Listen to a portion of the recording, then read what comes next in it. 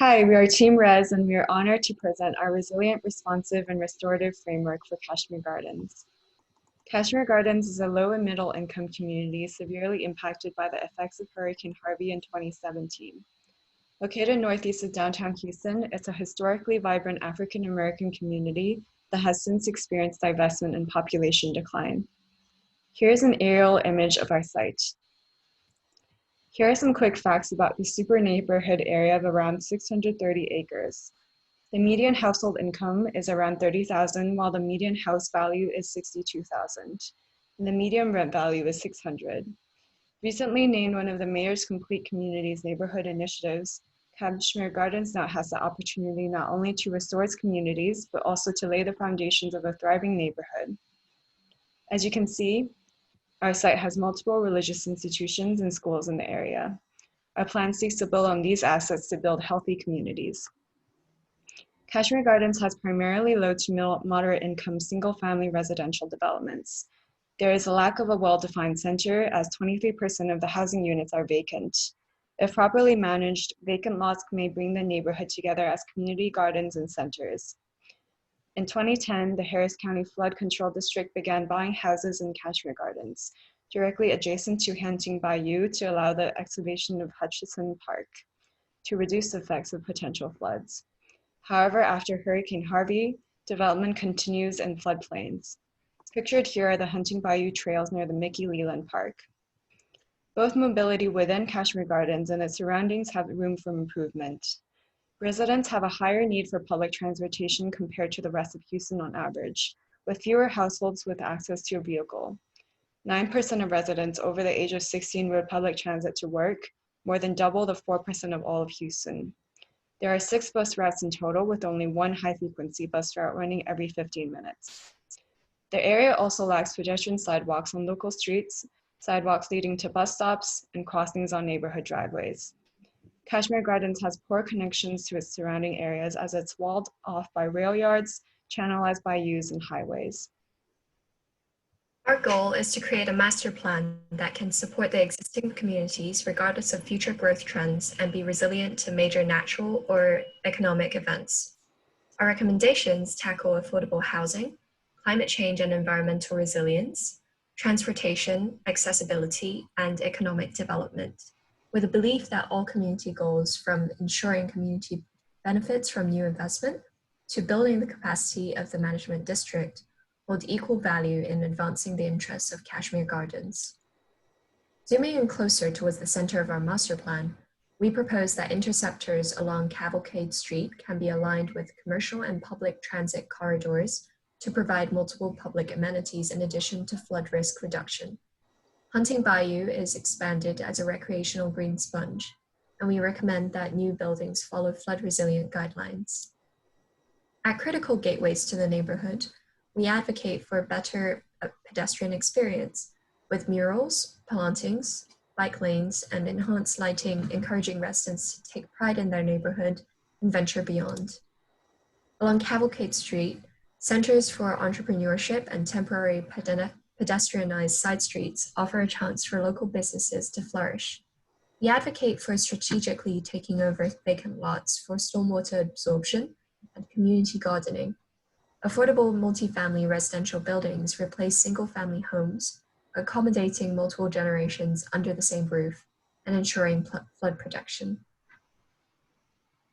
Here's our short-term strategy. First, to increase access to flood-proofing, disaster response, and soil remediation information to private developers and homeowners through public conferences and attends in real estate conventions.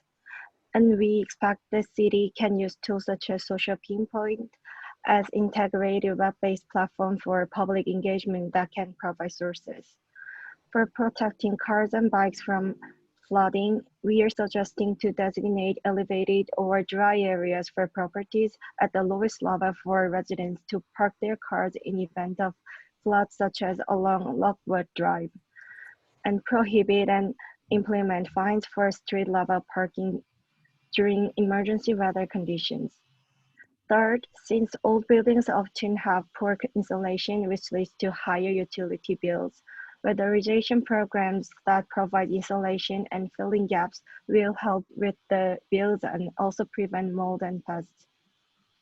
The Texas Commission on Environmental Quality should work with resident-based advocacy groups such as Impact to conduct further studies that target and pressure Union Pacific to conduct further cleanup effort in the area. We propose for the area to undergo a superfund site assessment process after further epidemiological and soil studies. The first figure represents that healthier soil could reduce runoff and cut flood frequency by nearly 1/5, and deeper foundation piles also allow better structure integrity and resist erosion.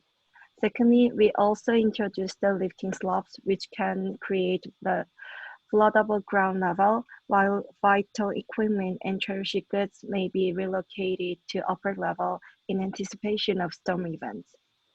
The last image is a useful reference for Kashmere Gardens, the Land Studio Modular Street and Sponge Park.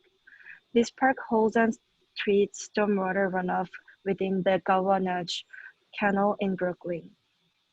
While the direct sale of public land can generate more immediate value, ground leases would provide for continued income streams for the city. And here are our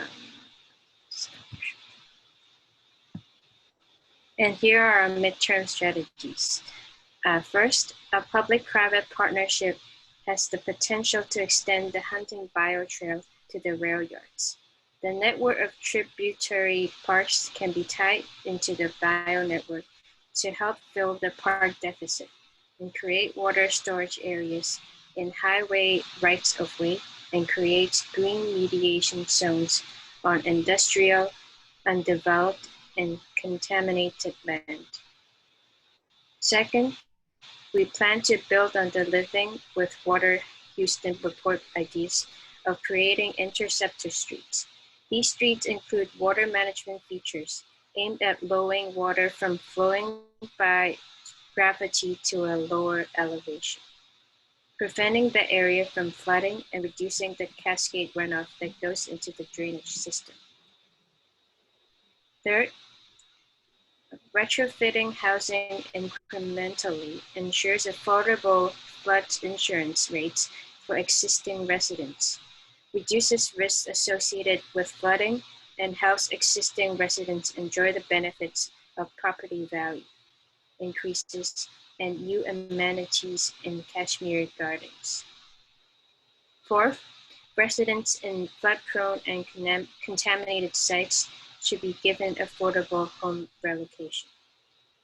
Home relocation alternatives in safer locations within the community or newly developed residential housing on vacant lots.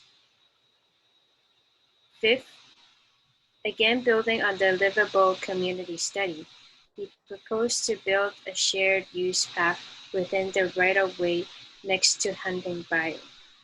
Connecting these paths to the city of Houston's bike plan is key. Contracting a bike share program such as Houston's e-cycle into areas that are underserved for bikes in Kashmere Gardens can create more favorable conditions for people to adopt biking as a last mile or short distance transit mode.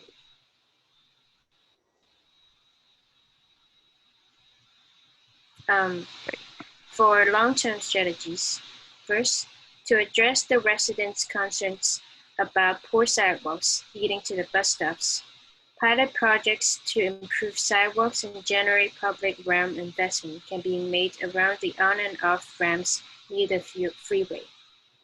This can be expected to generate commercial investment and boost the surrounding land and housing value.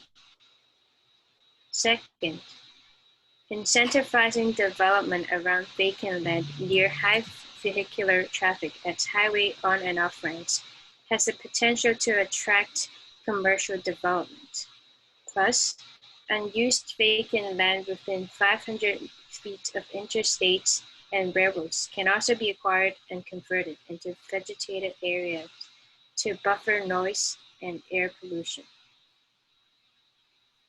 Expanding job recruitment and training programs through the STEM program in high schools and scholarships from the Black Employee Network can help the community add more middle-level jobs to the neighborhood.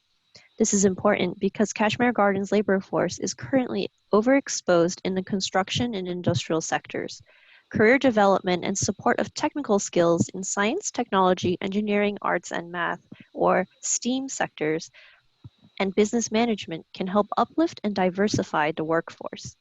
Focus on the thriving arts sector can also be a draw factor for retaining youth and talent. Part of the strategy for helping economic development requires increasing residential density through the development of affordable mixed-use housing, mixed-income housing.